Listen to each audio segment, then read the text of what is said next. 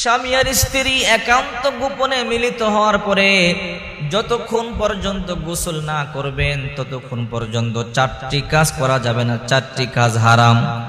যদি এই চারটি কাজ আপনি করেন, আল্লাহ পাক রব্বুল আলামিন অসন্তুষ্ট হবে, কবিরা গুনাহ হবে, আরশে আজিম পর্যন্ত কাঁপতে থাকবে। এই জন্য স্বামী আর স্ত্রী সহবাস করবার পরে, একান্ত মিলিত হওয়ার পরে যতক্ষণ পর্যন্ত গোসল না করবেন ততক্ষণ পর্যন্ত এই চারটি কাজ করবেন না। আরে আজকের যুব সমাজ ফেসবুক সম্পর্কে ভালো জানে, ইউটিউব সম্পর্কে ভালো জানে, টিকটক সম্পর্কে ভালো জানে। আজকের যুব সমাজ আমেরিকার খবর ভালো জানে, লন্ডনের খবর ভালো জানে, রাশিয়ার খবর, চীনের খবর জানে, কিন্তু মুসলমানের সন্তান নিজের ফরজ কিছু আমল সম্পর্কে জানে না। ফজরের নামাজ কয় রাকাত বলতে পারে না, জোহরের নামাজ কয় রাকাত বলতে পারে না, আসরের নামাজ, মাগরিবের নামাজ, এশার নামাজ কয় রাকাত বলতে পারে না।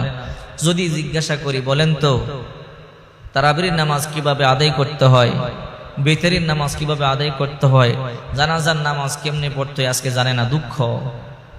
এই জন্য বলছি, হে যুব সমাজ, হে মা বোনেরা, কান খাড়া করে শোনেন, যতক্ষণ পর্যন্ত ফরজ গোসল না করবেন চারটা কাজ করতে পারবেন না। এর মধ্যে এক নাম্বার কাজ হলো নামাজ আদায় করতে পারবেন না। যতক্ষণ পর্যন্ত গোসল না করবেন নামাজ আদায় করতে পারবেন না। সাবধান, অনেকে অলসতার সহিত যদিও নামাজ আদায় করতে যান, সাবধান, নামাজ আদায় করতে পারবেন না, আল্লাহর গজব নাজিল হবে। দুই নম্বরে কোরআন তেলাওয়াত করতে পারবেন না। স্বামী আর স্ত্রী একান্ত মিলিত হওয়ার পরে যতক্ষণ পর্যন্ত গোসল না করবেন ততক্ষণ পর্যন্ত আপনারা কিন্তু কোরআন তেলাওয়াত করতে পারবেন না। তিন নাম্বার, যতক্ষণ পর্যন্ত গোসল না করবেন বাইতুল্লাহ তাওয়াফ করতে পারবেন না। চার নাম্বার, মসজিদের মধ্যে ভ্রমণ করতে পারবেন না।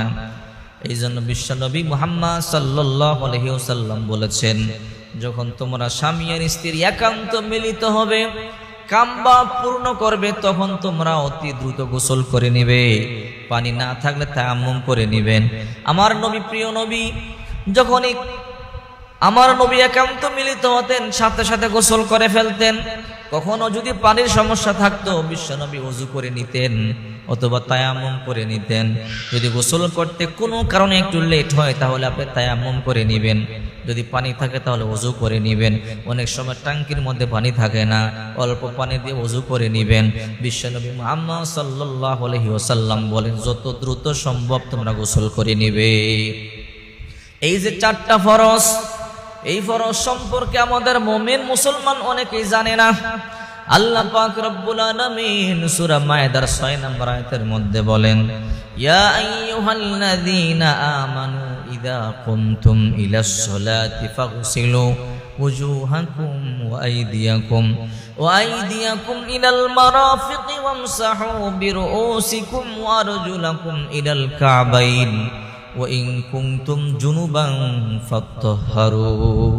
হে মুমিনেরা, যখন তোমরা সালাতের জন্য উঠবে অর্থাৎ প্রস্তুতি গ্রহণ করবে, ইদা কুমতুম ইলাস সালাত ফাগসিলু ওয়ুজুহাকুম, তোমাদের মুখমণ্ডল ধৌত করো, ওয়া আইদিয়াকুম, তোমাদের দুই হাত কনি পর্যন্ত ধৌত করো, ওয়া আইদিয়াকুম ইলাল মারাফিকি, দুই হাত কনি পর্যন্ত ধৌত করো, ওয়ামসাউ বিরুউসিকুম, তোমরা তোমাদের মাথা মাসে করো, ওয়া আরজুলাকুম ইলাল কাবাইন, তোমাদের দুই পা ভালো করে, তোমাদের দুইবার ঘিরা পর্যন্ত ভালো করে ধৌত করো।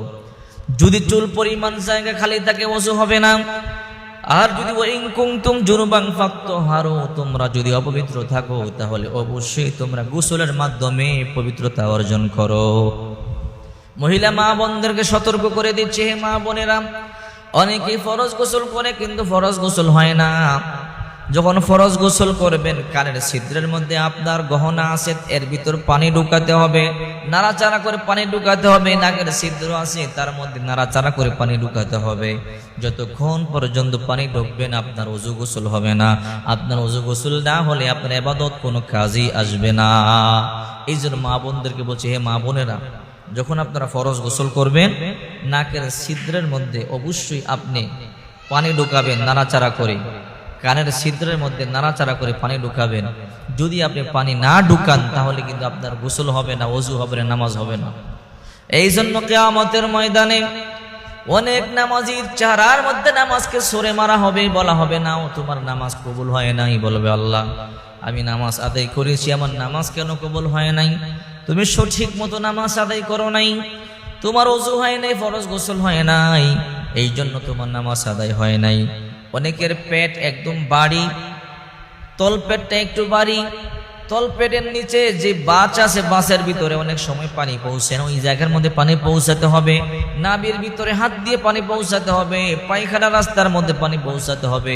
সাবধান, একটা চুল পরিমাণ জায়গা যদি খালি থাকে তাহলে কিন্তু আপনার ফরজ গোসল হবে না। আপনার ফরজ গোসল না হলে কিন্তু ইবাদত কবুল হবে না। এই জন্য বলছিলাম হে যুবক ভাইয়েরা, ফরজ গোসল করার পরে অবশ্যই তাড়াতাড়ি গোসল করবেন। যতক্ষণ পর্যন্ত গোসল না করবেন এই চারটি কাজ করবেন না। নামাজ পড়বেন না, কোরআন তেলাওয়াত করবেন না, বাইতুল্লাহ তাওয়াফ করবেন না, মসজিদের মধ্যে গমন করবেন না। আল্লাহ তাআলা সবাইকে এগুলো থেকে হেফাজত করেন।